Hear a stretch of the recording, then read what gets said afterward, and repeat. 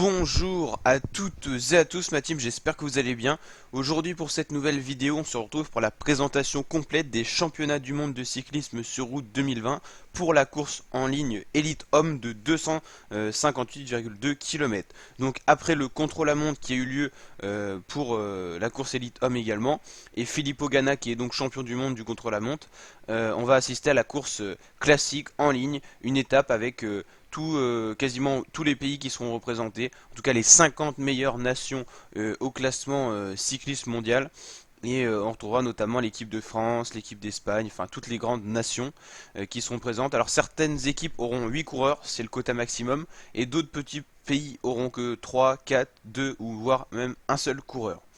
Donc ça sera des circuits, enfin un seul circuit qui sera répété plusieurs fois pour un total de 258,2 km reliant Imola à Imola. Alors on a tout simplement les principaux favoris avec 3 étoiles Wout van Aert qui a fait d'ailleurs un contre-la-montre exceptionnel pour les championnats du monde en finissant deuxième.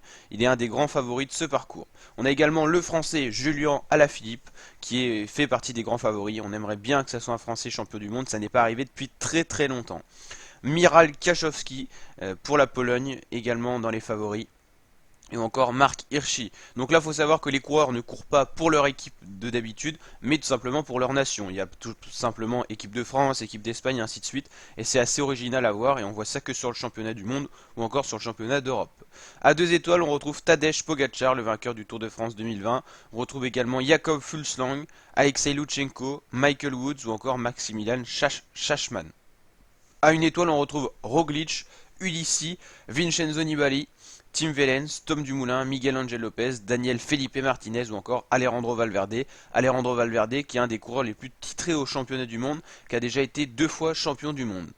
On retrouve parmi ces coureurs des coureurs qui ont beaucoup couru en ce début de saison, un peu décalé en raison du virus, mais on a des coureurs aussi qui n'ont pas trop couru, qu'on ne connaît pas trop leur état de forme. C'est le cas de Jakob Fuglsang, Michael Woods, c'est le cas de Ulissi, Nibali aussi, qui se sont réservés pour les grands tours tels que Giro ou Vuelta et qui n'ont pas fait le Tour de France et les courses de préparation du coup au Tour de France qui était quand même le Critérium du Dauphiné, le Tour de l'Ain et tout ça.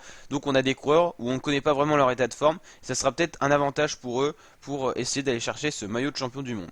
Donc on suit bien sûr tous les grands événements cyclistes sur ma chaîne YouTube, donc n'hésitez pas à vous abonner à ma chaîne pour cela et activer la petite cloche des notifications. Bien sûr, on fera un résumé de cette étape, un résumé complet pour savoir tout ce qui s'est passé.